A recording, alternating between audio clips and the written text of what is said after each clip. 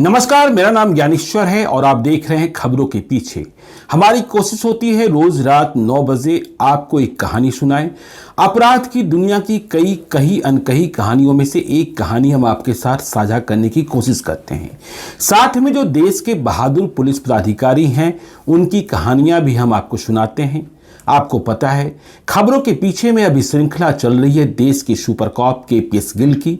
अब यह श्रृंखला समापन की ओर बढ़ चुकी है और आज केपीएस गिल श्रृंखला की स्टोरी नंबर 42 है। खबरों के पीछे का एपिसोड नंबर 401 है। तो इस तरीके से खबरों के पीछे में केपीएस गिल की श्रृंखला की शुरुआत हुई एपिसोड नंबर 360 से।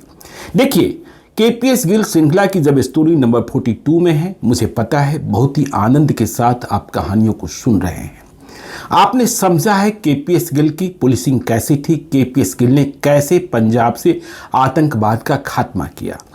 आप साल 1992-1993 को ध्यान दीजिए। 1992 और 1993 को केपीएस गिल ने पंजाब से आतंकवाद को समाप्त कर दिया था। अब पंजाब में आतंकियों की बंदूकें नहीं गरज रही थी। पंजाब की शाम फिर से गुलजार हो गई थी। पंजाब की रात रंगीन हो गई थी। पूरे पंजाब में केपीएस गिल भांगड़ा करा रहे थे। आतंकियों ने पंजाब के लोगों से बाहर नहीं निकलने की चेतावनी दी थी, लेकिन केपीएस गिल ने इस चेतावनी को भी ध्वस्त करा दिया था। आतंकियों ने कहा था कि विवाह समारोह में 11 से अधिक लोग नहीं जुटेंगे। आतंकियों ने कहा था म्यूजिकल नाइट्स नहीं होंगे, वहां शराब और मांस नहीं परोसा जाएगा, लेकिन केपीएस गिल ने सब कुछ कराया, सरकारी खर्चे पर कराया। और पंजाब की रात ऐसी हो गई थी कि जब जयाप्रदा, शिल्पा शेट्टी, गुरदास मान के शो हो रहे थे तो 3-3 लाख लोग सुनने को आ रहे थे, देखने को आ रहे थे। तो देखिए, अब जब भांगड़ा हो रहा था, पंजाब अपनी लय में लौट रहा था, आगे एक और बड़ी चुनौती आई, यह भी आपको हम बताएंगे, क्योंकि आतंकियों को एक संदेश देना था कि अभी हम खत्म नहीं हुए हैं। केपीएस गिल ने हमेशा यह माना कि हम पंजाब में आतंकवाद का नाश इसलिए कर पाए क्योंकि हमें पीवी नरसिम्हा राव की सरकार ने समर्थन दिया। पंजाब के निर्वाचित मुख्यमंत्री बेअंत सिंह ने हमारा साथ दिया, हमें फ्री हैंड दिया गया, कोई पॉलिटिकल इंटरफेरेंस नहीं हुआ। देखिए, एक भूल सुधार है पिछले एपिसोड से। भूल सुधार यह है कि केपीएस गिल को पंजाब के डीजीपी पद से बीपी सिंह की सरकार बनने के बाद हटाया गया था, जिसे प्रधानमंत्री चंद्रशेखर ने भी कंटिन्यू किया था। तो देखिए, अब पंजाब का माहौल बदला हुआ है और बेअंत सिंह मुख्यमंत्री हैं, केपीएस गिल डीजीपी हैं। केपीएस गिल के पास काम बहुत ही कम बचे हैं। आप कह सकते हैं जो कुछ आतंकी बचे हैं उनका पोस्टमार्टम करना शेष रह गया है, लेकिन केपीएस गिल तो केपीएस गिल ठहरे और बेअंत सिंह पंजाब के मुख्यमंत्री, जिन्हें हमेशा केपीएस गिल ने सम्मान दिया। आप जानकर आश्चर्य करेंगे कि केपीएस गिल ने उनके पोते, ग्रैंडसन, जिनका नाम है कह सकते हैं गुरकिरत सिंह कोटली, उन्हें भी पकड़कर जेल में बंद कर दिया। सोचिए, पंजाब का डीजीपी कौन? केपीएस गिल। पंजाब के मुख्यमंत्री कौन? बेअंत सिंह। आरोप लगता है ग्रैंडसन गुरकिरत सिंह कोटली पर, जो बाद में पंजाब विधानसभा के सदस्य भी चुने गए। 2012 में, 2017 में वह खन्ना विधानसभा क्षेत्र से विधायक भी बने थे। देखिए, उनके पिता तेज प्रकाश सिंह मतलब बेअंत सिंह के बेटे, वे भी 3 बार एमएलए रहे, पंजाब सरकार में मंत्री रहे। तो केपीएस गिल ने उन्हें जेल क्यों भेजा? गुरकिरत सिंह कोटली को इस बात को समझिए कि केपीएस गिल की हस्ती क्या है और केपीएस गिल कानून तोड़ने वाला कोई भी हो उसे छोड़ते क्यों नहीं है। देखिए, बात है 31 अगस्त 1994 की। केपीएस गिल डीजीपी थे, बेअंत सिंह चीफ मिनिस्टर थे। गुरकिरत सिंह कोटली, जो बेअंत सिंह के पोते हैं, ग्रैंडसन हैं, उन पर आरोप बहुत ही गंदे किस्म का लगता है। एक फ्रेंच लेडी होती हैं जिनका नाम है कटिया दनंत।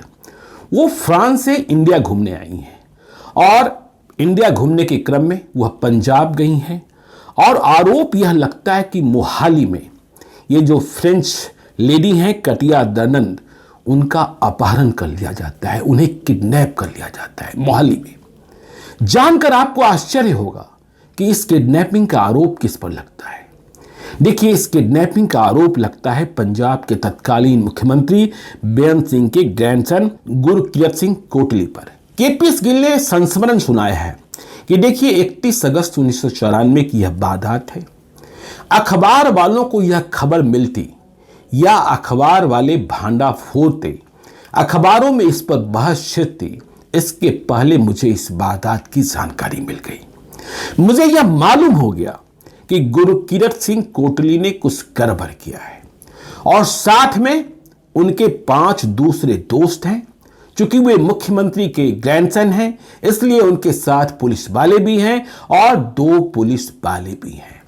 तो देखिए, हमने यह निर्देश दिया, देखिए डीजीपी का रुतबा, केपीएस गिल का रुतबा, कि जो कोई अभियुक्त है, आरोपी है, जिनकी पहचान फ्रेंच लेडी फ्रांस से इंडिया घूमने आई कटिया दनंद कर रही है, उनके खिलाफ एफआईआर दर्ज होगी। कोई लीपापोती नहीं होगी, कोई हीला हवाली नहीं होगा।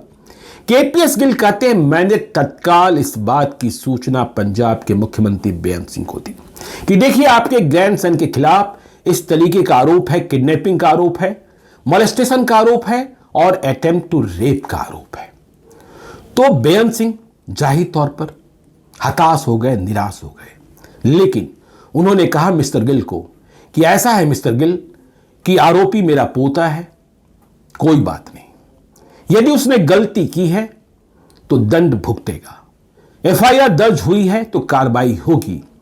केपीएस गिल को बेअंत सिंह ने कहा कि ऐसा है, सिर्फ आप इतना करें, पंजाब विधानसभा का सत्र चल रहा है, विपक्ष मुद्दा न बनाए, इसके पहले आप अनुसंधान को, इन्वेस्टिगेशन को कंप्लीट करें और जब इन्वेस्टिगेशन में हमारा पोता ये जो गुरकीरत सिंह कोटली है वह प्रथम दृष्टया आरोपी पाया जाता है, प्रमाणित होता है, तो उसे आप गिरफ्तार करें।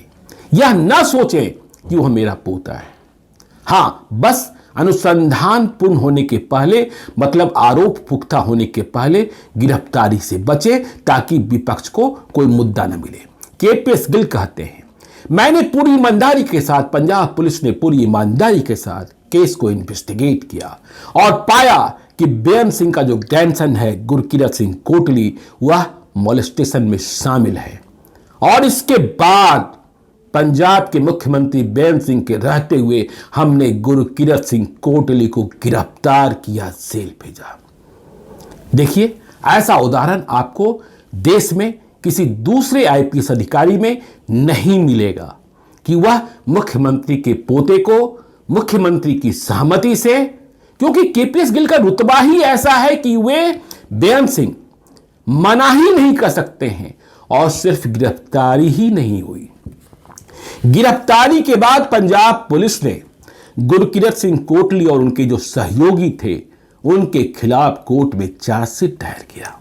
देखिए, अब यह मामला पंजाब के मुख्यमंत्री के पोते का था, इसलिए राजनीतिक रंग तो चढ़ना ही था। और दूसरा रंग यह था, जो तीखा रंग था, कि बेअंत सिंह आतंकियों के खिलाफ थे, इसलिए जो आतंकियों के समर्थक थे उन्होंने इस पर ज्यादा हीला हवाली शुरू की, जोर शोर से शोर मचाना शुरू किया। बेअंत सिंह कहते हैं, देखिए मुझे आश्चर्य इस बात को हुआ कि देखिए आरोप लगाने के बाद, एफआईआर दर्ज होने के बाद, चार्जशीट होने के बाद, ये जो फ्रेंच लेडी थी कटिया दनंद, वह वापस पेरिस लौट गई थी। तो जो ये मजिस्ट्रेट साहब थे जो इस न्यायिक प्रक्रिया को देख रहे थे पुलिस की चार्जशीट के बाद, वे पेरिस जाना चाहते थे क्योंकि वो महिला कटिया दनंद इंडिया नहीं लौटना चाहती थी। तो वे पेरिस जाने के लिए बेताब। अब यह फैसला तो भारत सरकार को करना था। यह प्रावधान कौन से नियम के तहत कि हम जाकर जो न्यायिक प्रक्रिया है कि विदेश में प्रमाण इकट्ठा करें, यह विवाद का विषय था। खैर, तो हमने वो काम किया कि हमने मुख्यमंत्री के प्रपौत्र को जेल भेज दिया, आरोप पत्र दाखिल कर दिया। ये दूसरी बात है कि कटिया दनंद कोर्ट में गवाही देने या अपना मुकदमा लड़ने फिर से इंडिया वापस नहीं आई।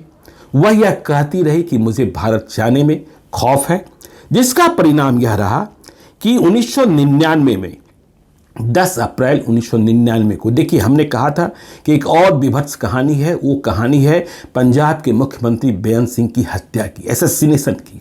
वो कहानी भी आगे आने वाली कहानियों में हम आपको सुनाएंगे।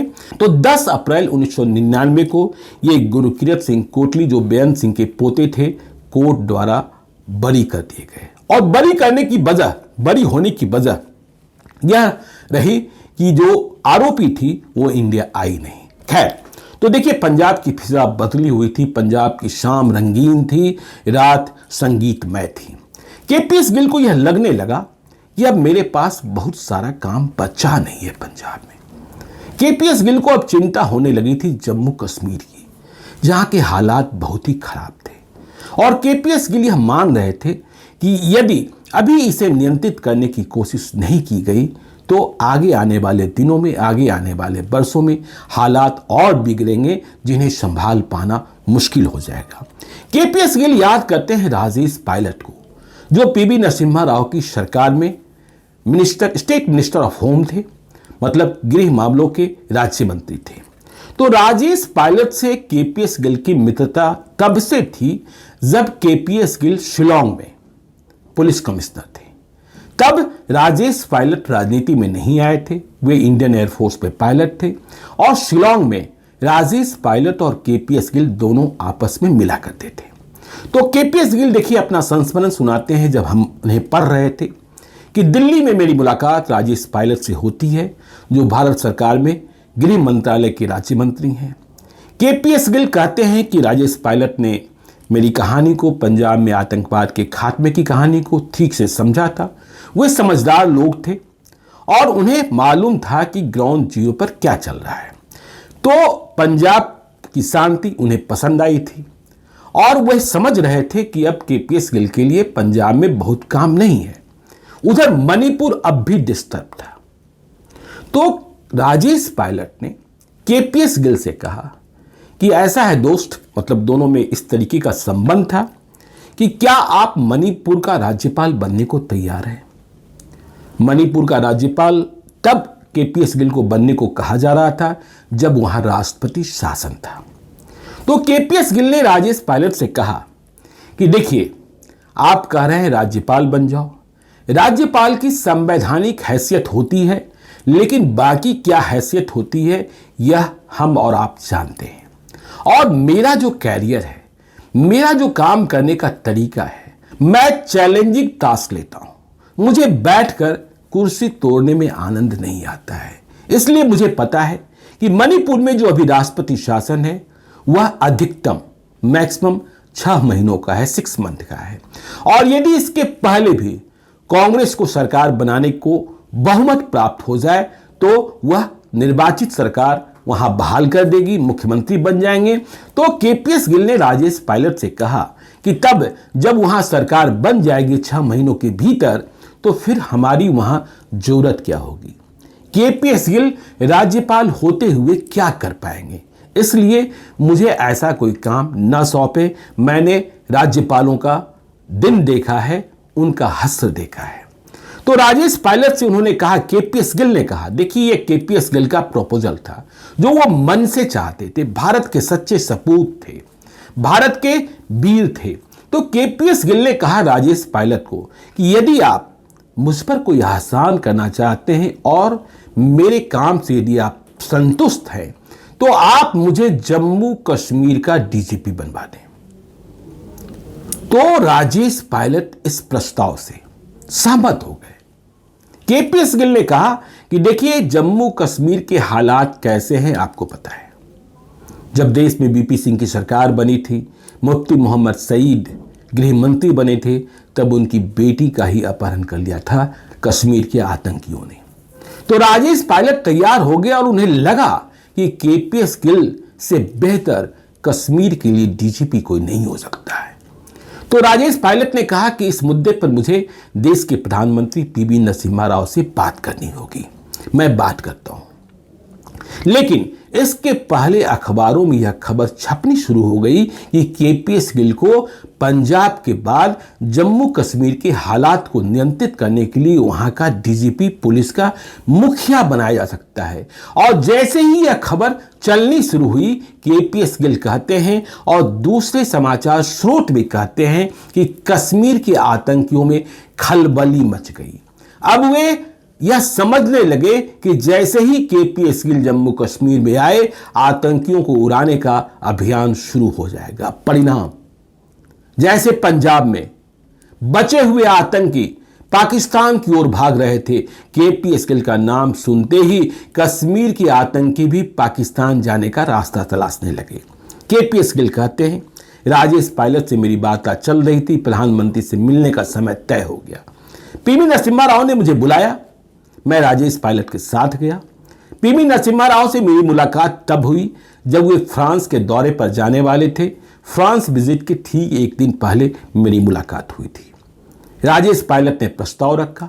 पीवी नरसिम्हा राव ने बड़ी सहृदयता के साथ पंजाब की उपलब्धि के लिए मुझे बधाई दी और कहा, यह काम मिस्टर गिल आप ही कर सकते थे, दूसरे के बस की बात नहीं थी। राजेश पायलट ने जब कहा पंजाब के बाद कश्मीर की स्थिति की चर्चा करते हुए, तो पीवी नरसिम्हा राव इस बात के लिए तैयार हो गए कि हां, जम्मू कश्मीर में केपीएस गिल को डीजीपी के रूप में तैनात किया जा सकता है। तो पीवी नरसिम्हा राव ने राजेश पायलट से कहा, अपने राज्य मंत्री गृह मंत्रालय के, कि आप एक नोट तैयार कीजिए। मैं इस पर सहमति देता हूं, लेकिन ध्यान रखिएगा कि इस नोट पर होम मिनिस्ट्री की सहमति आवश्यक होगी। तो नोट तैयार हो गया। केपीएस गिल याद करते हैं, इसके बाद सारा खेल बिगड़ गया। तब देश के गृह मंत्री थे शंकरराव चौहान, महाराष्ट्र वाले, और कैबिनेट मिनिस्टर थे। तो शंकरराव चौहान के पास जैसे ही यह प्रस्ताव गया, वे इस बात से बिदक गए कि केपीएस गिल को जम्मू कश्मीर का डीजीपी बनाया जाए। तब कैबिनेट सेक्रेटरी थे जफर सैफुद्दीन, और शंकरराव चौहान को देश के कैबिनेट सेक्रेटरी जफर सैफुद्दीन का साथ मिल गया। तो शंकरराव चौहान ने हमारे इस प्रस्ताव को, राजेश पायलट के इस प्रस्ताव को, कि कश्मीर को शांत करने के लिए मुझे एक मौका दिया जाए, मैं कश्मीर को भी पंजाब की तरह शांत करूंगा। वहां जो आतंकी देश को विखंडित करने में लगे हैं, खंडित करने में लगे हैं, उन्हें हम ठीक करेंगे और कश्मीर में घाटी में सरकार का शासन चलेगा। इसे शंकरराव चौहान और जफर सैफुद्दीन ने स्थापित नहीं होने दिया, मुझे डीजीपी नहीं बनने दिया। और इसकी वजह सिर्फ ये थी कि राजेश पायलट, जो राज्य मंत्री थे गृह मंत्रालय के, वे हमारे दोस्त थे और यह प्रस्ताव राजेश पायलट ने ही बढ़ाया था। इसलिए शंकरराव चौहान को इस बात पर ऐतराज हुआ और उन्होंने मुझे डीजीपी बनने से रोक दिया। मैं पंजाब में ही बना रहा, जहां मेरे पास बहुत काम नहीं था। केपीएस गिल कहते हैं कि यदि मुझे मौका मिला होता तो मैं कश्मीर में भी अपना सर्वस्व देता और कश्मीर जो नासूर बना हुआ था उसे भी ठीक करता। कश्मीर की शांति देश के लिए जरूरत थी। शंकरराव चौहान के बारे में केपीएस गिल का संस्मरण बहुत ही बुरा है। केपीएस गिल कहते हैं, देखिए, मैं मानता हूं कि वह व्यक्ति भले ही देश का गृह मंत्री था, लेकिन बेहद ही स्वार्थी था और सिर्फ अपने परिवार के लिए सोचता था, देश के लिए नहीं सोचता था। केपीएस गिल एक और संस्मरण सुनाते हैं। केपीएस गिल कहते हैं, मैं पंजाब आ गया था, डीजीपी था, तभी एक नेशनल डेली के राष्ट्रीय अखबार के संपादक ने मुझे फोन किया।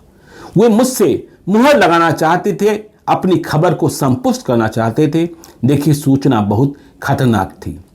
खतरनाक सूचना इस रूप में थी कि वे संपादक कह रहे थे कि देखिए, दिल्ली के पावर कॉरिडोर में और दिल्ली में यह चर्चा चल रही है कि पंजाब में आतंकियों के पास से जो हथियार जब्त किए गए हैं, उनमें से बहुत सारे हथियार शंकरराव चौहान देश के गृह मंत्री के परिवार वालों को दे दिए गए हैं। देखिए, एक रिवाज है जब्त हथियार के आवंटन का, और जब जब्ती की प्रक्रिया या फिर जो न्यायिक प्रक्रिया है वो पूर्ण हो जाती है तो फिर उसकी बोली भी लगती है, नीलामी भी लगती है और उसे मतलब लाइसेंस के साथ दिया भी जाता है। तो खैर, केपीएस गिल कहते हैं कि मैंने संपादक को कहा कि देखिए, मैं पंजाब का डीजीपी हूं और वे देश के गृह मंत्री हैं। इस स्थिति परिस्थिति में मुझे देश के गृह मंत्री के खिलाफ कुछ बोलना ठीक नहीं होगा, या इस खबर पर हमारी राय बिल्कुल ही बेमानी होगी। केपीएस गिल कहते हैं, देखिए शंकरराव चौहान ने मुझसे इतना विद्वेष पाला कि बाद में मुझे व्यक्तिगत आरोपों में घसीटने लगे। लेकिन मैं केपीएस गिल, मैं आरोपों से प्रत्यारोपों से डरता नहीं था। मुझे अपना काम पता था, मुझे चुनौतियां पसंद थी, मुझे भय पसंद नहीं था। मैं भय का वातावरण भारत में स्थापित नहीं होने देना चाहता था। पंजाब में जो हमने लड़ाई लड़ी वह पंजाब के अमन पसंद लोगों के लिए लड़ाई लड़ी। हां, मेरी लड़ाई को मैंने जो किया उस पर बबेला बहुत मचा, अमेरिका तक से टीम आ गई।